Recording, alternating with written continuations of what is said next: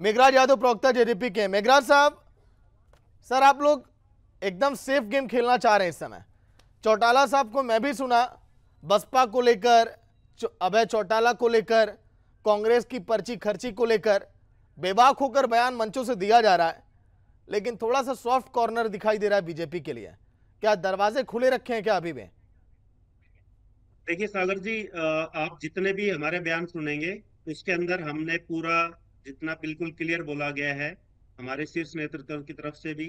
जो दो युवा जो आज हरियाणा की जो है जनता के पक्ष से एक विकल्प रख पा रहे हैं, जिसमें किसान कमेरी की हम बात कर रहे हैं। और हमारा विजन बिल्कुल क्लियर है, जिसमें हमने क्लियर बोला है कि अब की बार हम जो है किसी को सपोर्ट के लिए नहीं जा रहे हैं। हम्म। ठीक है। दूसरा, आप देख रहे हैं कि जहां तक जिस भी पार्टी का है, हम किसी पार्टी का वो नहीं कर रहे हैं। हम अपनी बात जनता तक पहुंचा रहे हैं। हमने जो विकास कार्य किए हम उनकी बात पहुंचा रहे हैं। चाहे डिबेट का चैनल हो, चाहे आप श्री दुष्यंत चौटाला जी के आप जितने भी इंटरव्यू सुन लीजिए, आप किसी के अंदर भी किसी के लिए भी वो किसी ऐसी लैंग्वेज का यूज नहीं करते, क्योंकि वो एक एजुकेटेड होने के साथ साथ युवा है।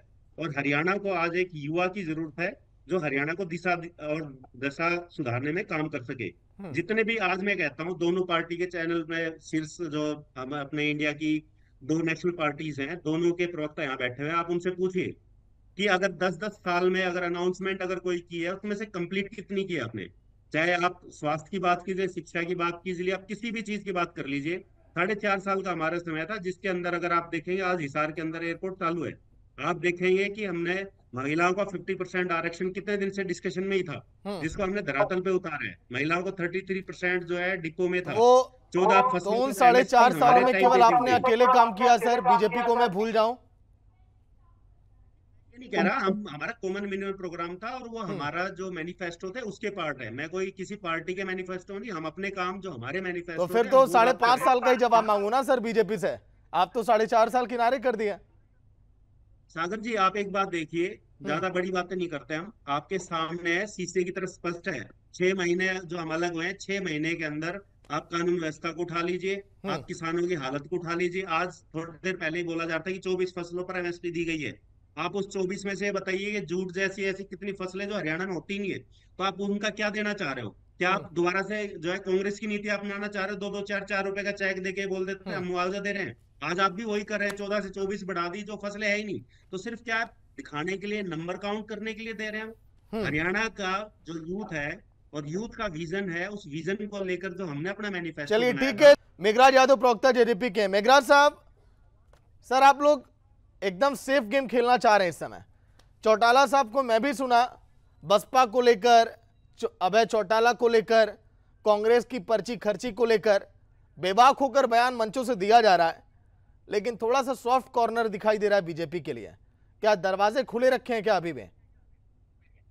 देखिए सागर जी, आप जितने भी हमारे बयान सुनेंगे उसके अंदर हमने पूरा जितना बिल्कुल क्लियर बोला गया है हमारे शीर्ष नेतृत्व की तरफ से भी। जो दो युवा जो आज हरियाणा की जो है हम्म। जनता के पक्ष से एक विकल्प रख पा रहे हैं, जिसमें किसान कमेरी की हम बात कर रहे हैं। और हमारा विजन बिल्कुल क्लियर है, जिसमें हमने क्लियर बोला है कि अब की बार हम जो है किसी को सपोर्ट के लिए नहीं जा रहे हैं। हम्म। ठीक है। दूसरा, आप देख रहे हैं कि जहां तक जिस भी पार्टी का है, हम किसी पार्टी का वो नहीं कर रहे हैं। हम अपनी बात जनता तक पहुंचा रहे हैं। हमने जो विकास कार्य किए हम उनकी बात पहुंचा रहे हैं। चाहे डिबेट का चैनल हो, चाहे आप श्री दुष्यंत चौटाला जी के आप जितने भी इंटरव्यू सुन लीजिए, आप किसी हम्म। के अंदर भी किसी के लिए भी वो किसी ऐसी लैंग्वेज का यूज नहीं करते, क्योंकि वो एक एजुकेटेड होने के साथ साथ युवा है। और हरियाणा को आज एक युवा की जरूरत है, जो हरियाणा को दिशा और दशा सुधारने में काम कर सके। हम्म। जितने भी आज मैं कहता हूँ दोनों पार्टी के चैनल में शीर्ष जो हम अपने इंडिया की दो नेशनल पार्टीज हैं, दोनों के प्रवक्ता यहाँ बैठे हुए हैं। आप उनसे पूछिए कि अगर 10-10 साल में अगर अनाउंसमेंट अगर कोई की है, उसमें से कंप्लीट कितनी की है आपने। चाहे आप स्वास्थ्य की बात कीजिए, शिक्षा की बात कीजिए, आप किसी भी चीज की बात कर लीजिए। 4.5 साल का हमारा समय था, जिसके अंदर अगर आप देखेंगे आज हिसार के अंदर एयरपोर्ट चालू है।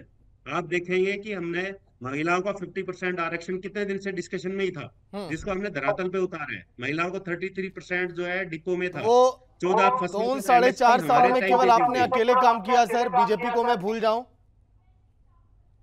ये नहीं कह रहा, हम हमारा कॉमन मिनिमम प्रोग्राम था और वो हम्म। हमारा जो मैनिफेस्टो थे उसके पार्ट है। मैं कोई किसी पार्टी के मैनिफेस्टो नहीं, हम अपने काम जो हमारे तो मैनिफेस्टो फिर थे हम तो वो साढ़े बात कर पांच रहे साल का ही हैं। जवाब मांगू ना सर बीजेपी से। आप तो 4.5 साल किनारे कर दिए।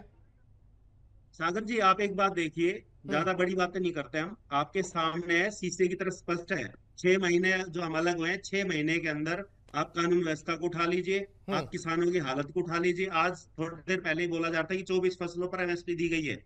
आप उस 24 में से बताइए कि जूट जैसी ऐसी कितनी फसलें जो हरियाणा में होती नहीं है, तो आप उनका क्या देना चाह रहे हो? क्या हम्म। आप दोबारा से जो है कांग्रेस की नीति अपनाना चाह रहे हो? 2-2 4-4 रुपए का चेक देके बोल देते हैं हम मुआवजा दे रहे हैं। आज आप भी वही कर रहे हैं, 14 से 24 बढ़ा दी, जो फसलें है ही नहीं। तो सिर्फ क्या दिखाने के लिए, नंबर काउंट करने के लिए दे रहे हैं हम? हम्म। हरियाणा का जो यूथ है और यूथ का विजन है, उस विजन को लेकर जो हमने अपना मैनिफेस्टो चलिए बनाया ठीक था, है